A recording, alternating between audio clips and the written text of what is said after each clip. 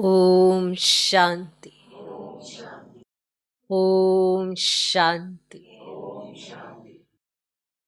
आज की तारीख है 16 फरवरी 2024। साकार महावाक्य। बाबा कहते मीठे बच्चे, अब अशरीरी होकर घर जाना है। इसीलिए जब किसी से बात करते हो तो आत्मा भाई भाई समझ बात करो। देही अभिमानी रहने की मेहनत करो। बाबा कहते मीठे बच्चे, अब शरीरी होकर घर जाना है।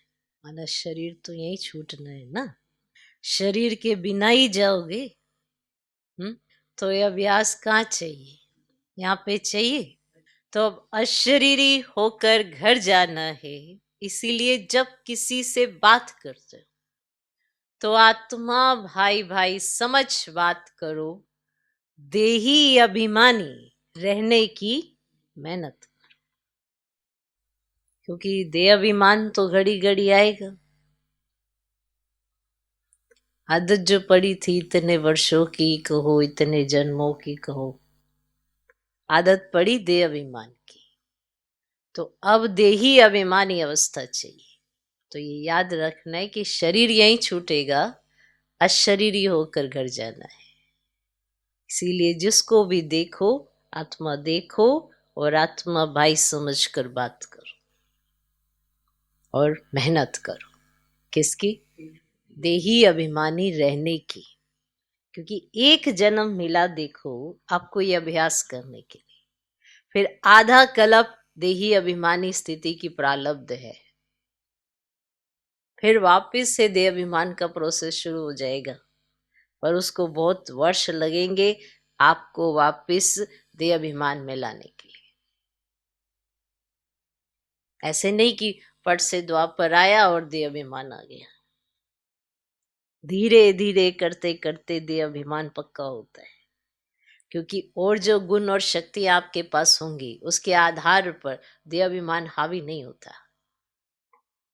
और अभी गुण और शक्तियों की कमी होने के कारण देह अभिमान हावी हो जाता है, बहुत जल्दी आता है। इसीलिए कहा बार बार ये अभ्यास करो और जिससे भी बात करो आत्मा देख कर बात करो। तो एक जन्म मिला है सोचो अभ्यास करने के लिए, और उसमें भी परमात्म शक्ति साथ है। अकेले नहीं कर रहे हो, परमात्म शक्ति साथ है, तो आप सब कुछ कर सकते हो। बस इतना याद रखना है कि मेरे साथ कौन है, तो आप सब कर सकते हो। ठीक। आज का प्रश्न, भविष्य राज तिलक प्राप्त करने का आधार क्या है? भविष्य राज तिलक प्राप्त करने का आधार क्या है? भविष्य राज तिलक, कि आपको राज तिलक मिले, उसका आधार क्या है? उत्तर, पढ़ाई। हर एक को पढ़कर राज तिलक लेना है। इससे जो जितना पढ़ता है, जितना समझदार बनता है, जितना ज्ञान की धारणा करता है, उतना ही वो राजा बनता है। तो हर एक को पढ़कर राज तिलक लेना है। बाप की है पढ़ाने की ड्यूटी। ठीक। बाबा तो अपनी ड्यूटी बजा रहे हैं ना, रोज पढ़ाने आते हैं। बाप की है पढ़ाने की ड्यूटी। देखो बाबा कभी बीमार भी नहीं पड़ते, नहीं ना, एक भी दिन मिस नहीं करते, रेगुलर पढ़ाई पढ़ाने आते हैं। बच्चे हम कभी आनाकानी करें तो अलग बात है, लेकिन बाबा कभी मिस नहीं करते। समझे? फीस भी नहीं लेते हमसे, फ्री में पढ़ाते हैं और फिर उसकी प्रारब्ध राज तिलक दिलाते हैं। क्योंकि अभी तो राजधानी नहीं है ना, अभी कोई डिनाइस्टी नहीं है, अभी कोई राजधानी नहीं है, वो स्थापित हो रही है। क्योंकि ये भारत है ही राजा रानी की दुनिया। अब वापिस से भगवान पढ़ाता है और हमें राज तिलक दिलाता है। तो बाबा अपनी ड्यूटी पर पूरा पक्का आते हैं। हम बच्चे कभी ऊपर नीचे करें वो अलग बात है। तो बाप की है पढ़ाने की ड्यूटी, इसमें आशीर्वाद की बात नहीं, इसमें आशीर्वाद की बात नहीं। पूरा निश्चय है तो श्रीमत पर चलते चलो। आपको पूरा निश्चय है तो श्रीमत पर चलते चलो। बाबा जो कहे वो श्रीमत है, उस पर चलो। पूरा निश्चय है ना, तो श्रीमत पर चलते चलो। गफलत नहीं करनी है, गफलत नहीं करनी है। गफलत माना गलती। गलती कब करते हैं? जब आपकी श्रीमत भूलते हैं, तो वो नहीं करनी है। अगर मतभेद में आकर पढ़ाई छोड़ी तो नापास हो जाएंगे। अगर मतभेद में आकर पढ़ाई छोड़ी तो नापास हो जाएंगे। इसीलिए बाबा कहते, मीठे बच्चे अपने ऊपर रहम करो। इसीलिए बाबा कहते, मीठे बच्चे अपने ऊपर रहम करो। आशीर्वाद मांगनी नहीं है, पढ़ाई पर ध्यान देना है। आशीर्वाद मांगनी नहीं है, पढ़ाई पर ध्यान देना। ठीक, बहुत क्लियर सी बात है। भगवान अपनी ड्यूटी बजाने आए, पढ़ाने आए। हम कहें हम पर आशीर्वाद कर दो ताकि हम कुछ बन जाएं, तो लौकिक में भी टीचर यही कहेगा, जो मैं पढ़ा रहा हूं ना वो तुम पढ़ लेना, यही मेरी आशीर्वाद है। नहीं, हम पढ़ नहीं सकते हैं, आप हम पर आशीर्वाद कर दीजिए। तो ऐसी कोई आशीर्वाद नहीं होती। पढ़ाई के समय पढ़ाई ही होती है। पढ़े, यही आशीर्वाद है। टीचर भी खुश हो जाएगा। ओके, तो भविष्य राज तिलक प्राप्त करने का आधार क्या है? पढ़ाई। हर एक को पढ़कर राज तिलक लेना है। बाप की है पढ़ाने की ड्यूटी, इसमें आशीर्वाद की बात नहीं। पूरा निश्चय है तो श्रीमत पर चलते चलो। गफलत नहीं करनी है। अगर मतभेद में आकर पढ़ाई छोड़ी तो नापास हो जाएंगे। इसीलिए बाबा कहते, मीठे बच्चे अपने ऊपर रहम करो। आशीर्वाद मांगनी नहीं है, पढ़ाई पर ध्यान देना है।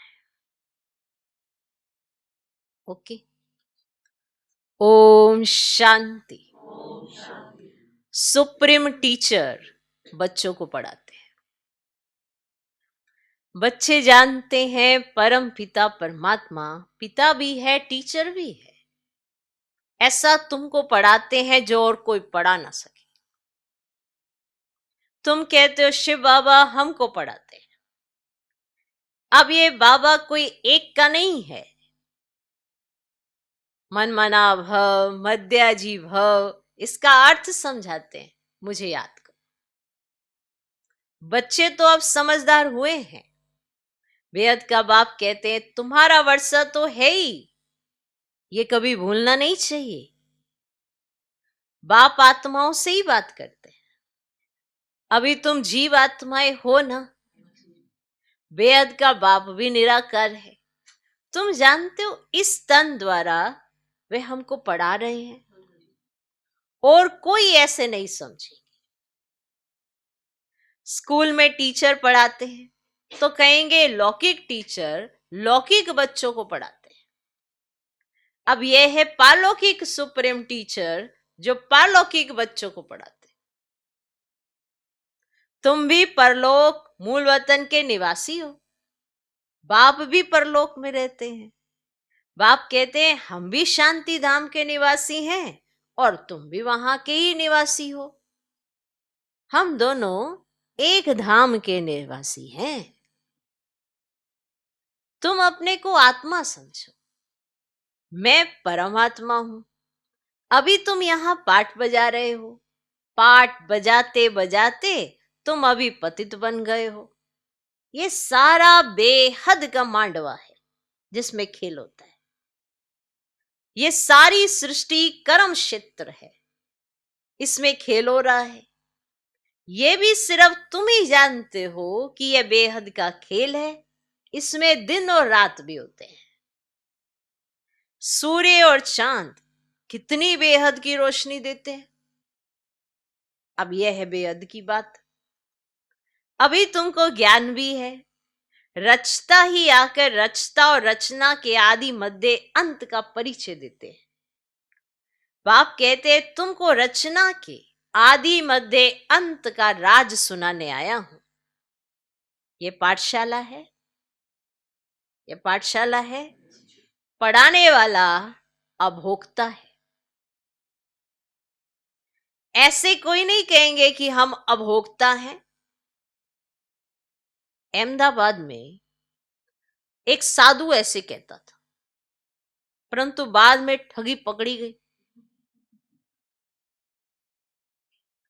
इस समय ठगी भी बहुत निकल पड़ी है, वेशधारी बहुत है। इनको तो कोई वेश है नहीं। मनुष्य समझते हैं श्री कृष्ण ने गीता सुनाई, तो आजकल कितने श्री कृष्ण बन पड़े हैं।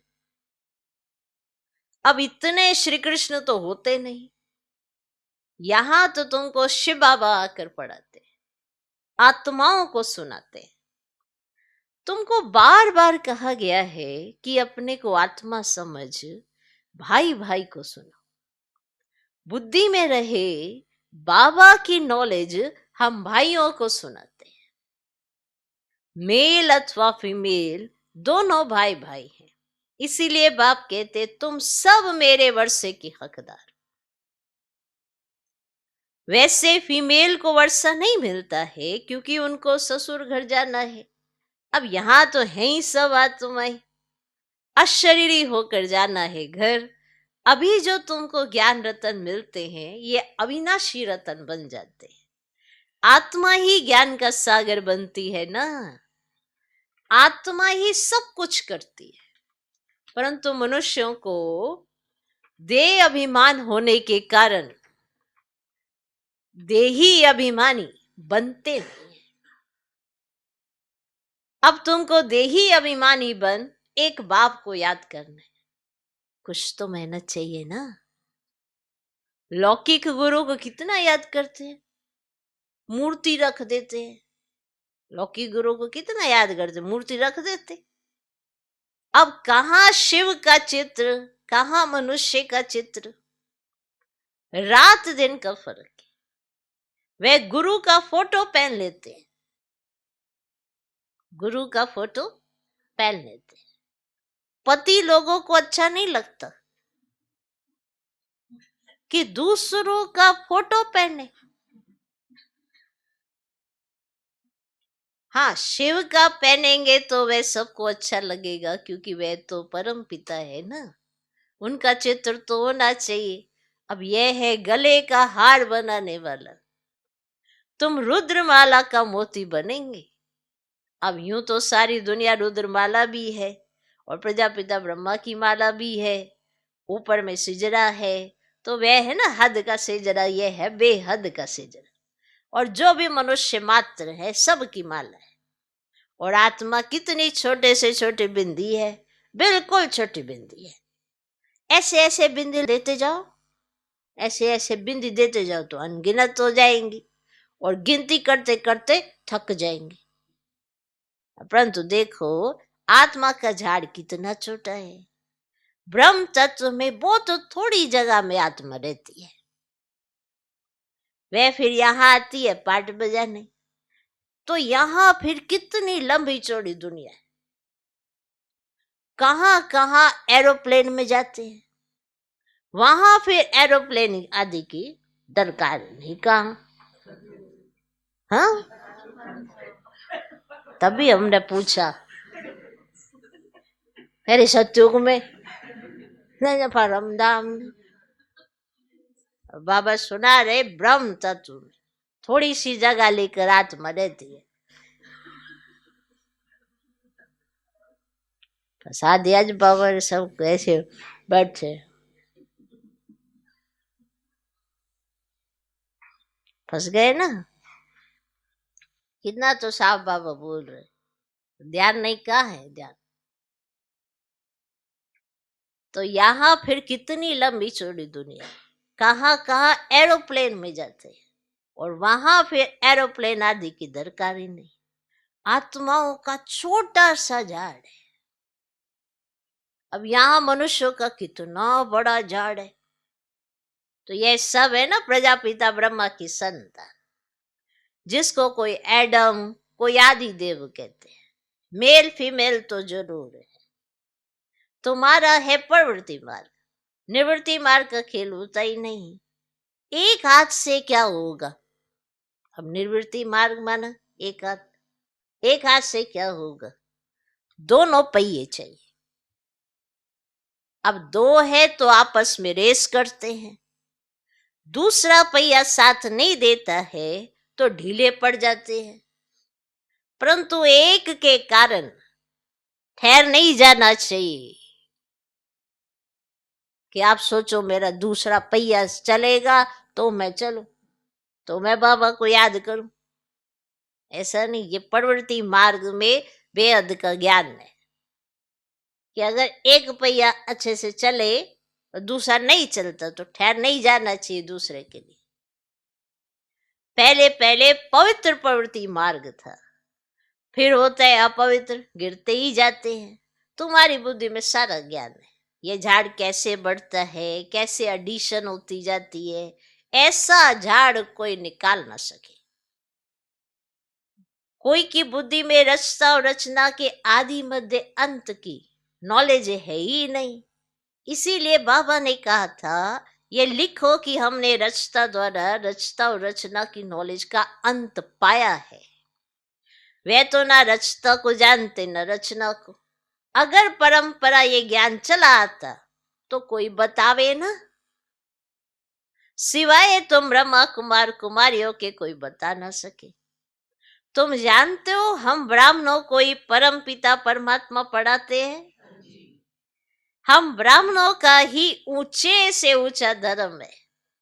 चित्र भी जरूर दिखाना पड़ता है, चित्र बिगड़ का बुद्धि में बैठेगा नहीं। तो चित्र बहुत बड़े बड़े होने चाहिए। वैरायटी धर्मों का झाड़ कैसे बढ़ता है यह भी समझ आया है।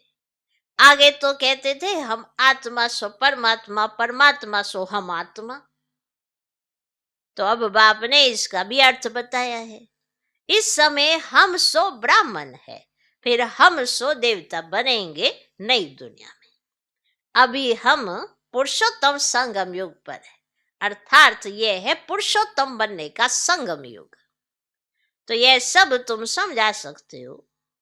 रचता रचना का अर्थ, हम सो का अर्थ, ओम अर्थार्थ में आत्मा फर्स्ट, फिर यह शरीर है।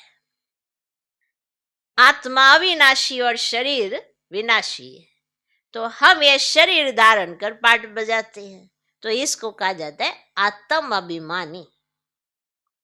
हम आत्मा फलाना पाठ बजाती है, हम आत्मा यह करती है, हम आत्मा परमात्मा के बच्चे हैं। कितना वंडरफुल ज्ञान है। हम आत्मा फलाना पाठ बजाती है, हम आत्मा यह करती है, हम आत्मा परमात्मा के बच्चे हैं। कितना वंडरफुल ज्ञान है। ये ज्ञान बाप में ही है, इसलिए बाप को ही बुलाते हैं। और बाप है ज्ञान का सागर। उनकी भेंट में फिर है अज्ञान के सागर। आधा कल्प है ज्ञान और आधा कल्प है अज्ञान। ज्ञान का किसको पता ही नहीं है। ज्ञान कहा जाता है रचता द्वारा रचना को जानना। तो जरूर रचता में ही ज्ञान है ना, इसलिए उनको क्रिएटर कहा जाता है। मनुष्य समझते क्रिएटर ने ये रचना रची है, और बाप समझाते हैं यह तो अनादि बना बनाया खेल है। और कहते पतित पावन आओ, तो रचता कैसे कहेंगे? रचता तब कहे जब परले हो फिर रचे। तो बाप तो पतित दुनिया को पावन बनाते हैं। तो ये सारे विश्व का जो झाड़ है, उनके आदि मध्य अंत को तो मीठे मीठे बच्चे ही जानते हैं। जैसे माली हर एक बीज को और झाड़ को जानते हैं ना, बीज को देखने से सारा झाड़ बुद्धि में आ जाता है। तो ये है ह्यूमैनिटी का, मनुष्य सृष्टि का बीज। समझा? उन्हें कोई नहीं जानते। अब गाते भी है परम पिता परमात्मा सृष्टि का बीज रूप है, सत्य चित्त आनंद स्वरूप है, सुख शांति पवित्रता का सागर है। तुम जानते हो ये सारा ज्ञान परम पिता परमात्मा इस शरीर द्वारा दे रहे हैं। तो जरूर यहां आएंगे ना। पतितों को पावन प्रेरणा से कैसे बनाएंगे? तो बाप यहां आकर सबको पावन बनाकर ले जाते हैं। तो वह बाप भी तुमको पाठ पढ़ा रहे हैं। अब यह है पुरुषोत्तम संगम योग। अब इस पर तुम भाषण कर सकते हो कि कैसे पुरुष तमो प्रधान से श्रेष्ठ सतो प्रधान बनते हैं।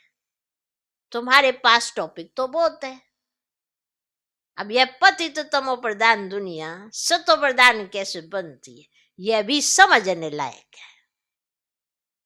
आगे चलकर तुम्हारा ये ज्ञान सुनेंगे, बल छोड़ भी देंगे, फिर आएंगे, क्योंकि गति सदगति की हट्टी एक ही है।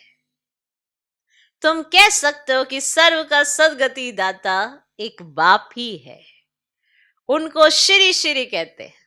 श्रेष्ठ ते श्रेष्ठ है परम पिता परमात्मा। वो हमें श्रेष्ठ बनाते हैं।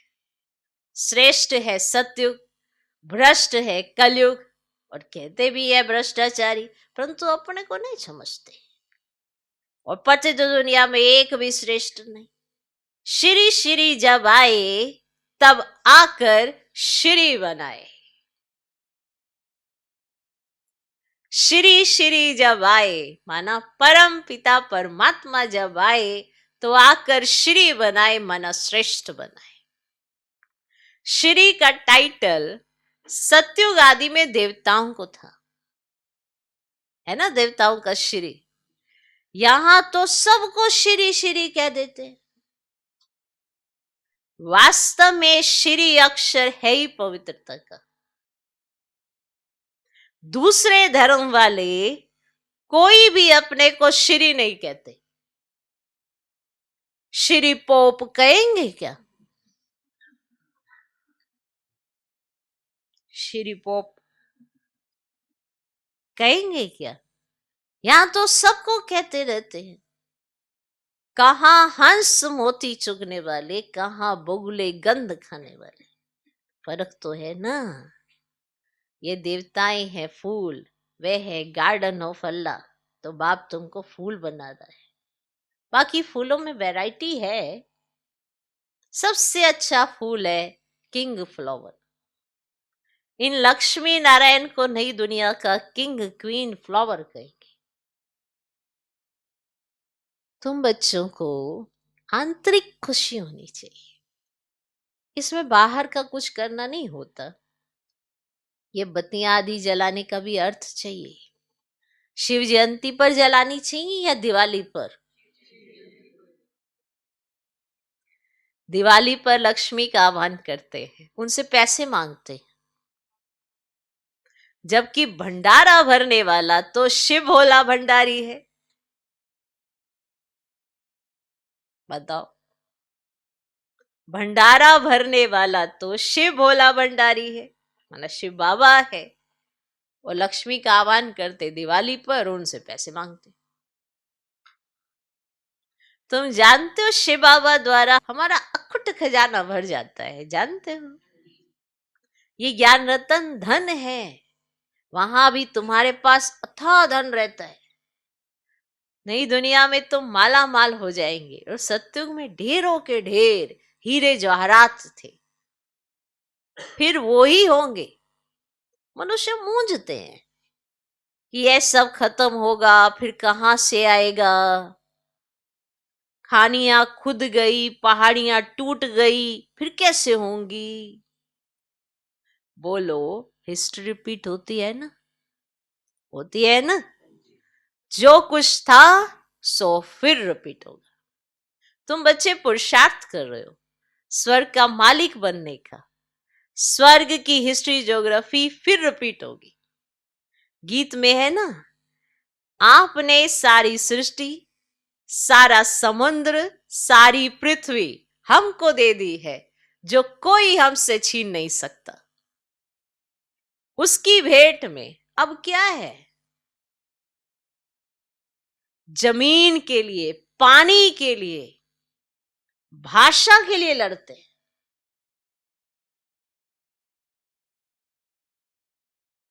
स्वर्ग के रास्ता बाबा का जन्म मनाया जाता है। जरूर उसने स्वर्ग की बादशाही दी होगी।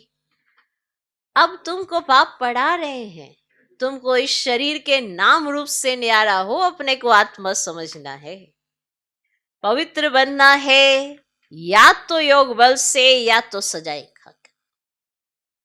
फिर पद भी कम हो जाता है। स्टूडेंट की बुद्धि में रहता है ना, हम इतना मर्तबा पाते हैं, टीचर ने इतना पढ़ाया है, फिर टीचर को भी सौगात देते हैं। अब ये तो बाप तुमको विश्व का मालिक बनाते हैं, तो तुम फिर भक्ति मार्ग में उनको याद करते रहते हो। बाकी बाप को आप सौगात क्या देंगे? क्या सौगात देंगे? क्या सौगात देंगे?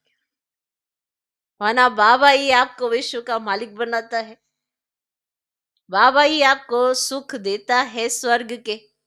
आप बताओ उसमें से क्या सौगात देंगे बाबा को आप? सब चीजों से संपन्न बाबा बनाता है, आप क्या देंगे बाबा? यहां तो जो कुछ देखते हुए तो रहना ही नहीं है। अब यह तो पुरानी छीछी दुनिया है, तब तो मुझे बुलाते हैं, और बाप तुमको पति से पावन बनाते हैं। इस खेल को याद करना चाहिए। मेरे में रचना की आदि मध्य अंत की नॉलेज है? चेक करो अपने अंदर, और ये भी याद रखो कि किसके अंदर वो नॉलेज है जो तुमको सुनाता हूं। तुम अब सुनते हो फिर भूल जाते हो। इसलिए बाबा ने कहा मेरे में रचना की आदि मध्य अंत की नॉलेज है, जो तुमको सुनाता हूं तुम अब सुनते हो और फिर भूल जाते हो। 5000 वर्ष के बाद फिर चक्र पूरा होगा। तुम्हारा पाठ कितना लवली है। तुम सतो प्रधान व लवली बनते हो, फिर तमो प्रधान भी तुम ही बनते हो। तुम ही बुलाते हो बाबा आओ, अब मैं आया हूं। अगर निश्चय है तो श्रीमत पर चलना चाहिए,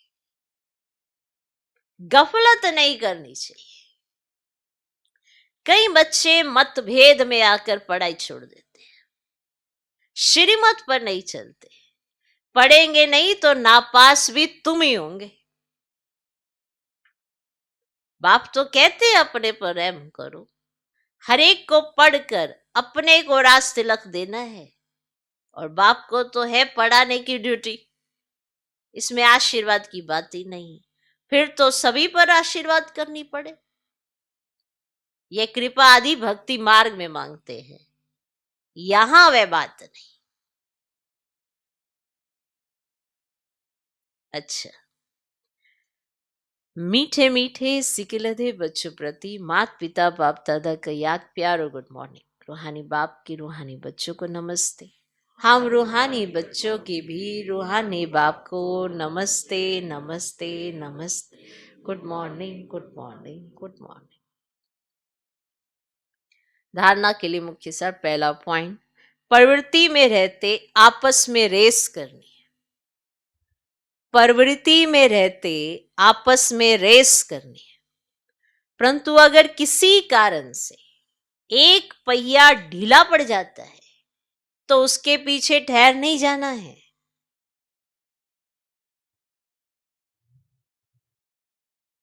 प्रवृत्ति में रहते आपस में रेस करनी है, परंतु अगर किसी कारण से एक पहिया ढीला पड़ जाता है तो उसके पीछे ठहर नहीं जाना है। स्वयं को राज तिलक देने के लायक बनाना है। स्वयं को राज तिलक देने के लायक बनाना है। दूसरा पॉइंट, शिव जयंती बड़ी धूमधाम से मनानी है।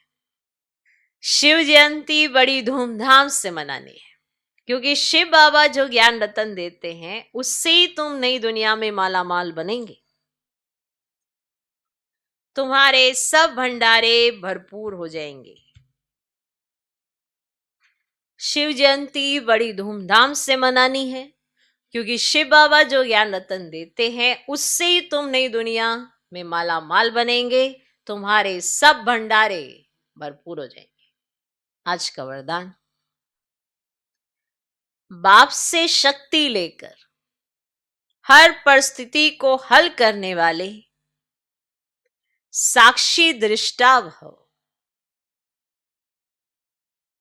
बाप से शक्ति लेकर हर परिस्थिति को हल करने वाले साक्षी दृष्टा भव।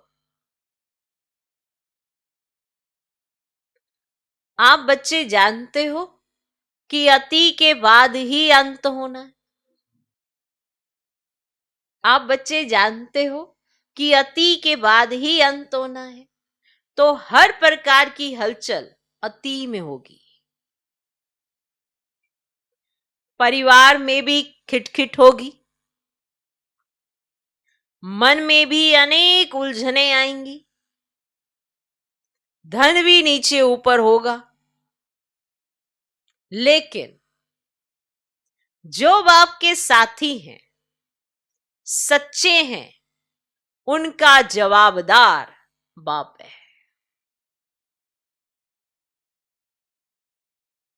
ये सब होगा, लेकिन जो बाप के साथी हैं, सच्चे हैं, उनका जवाबदार बाप है।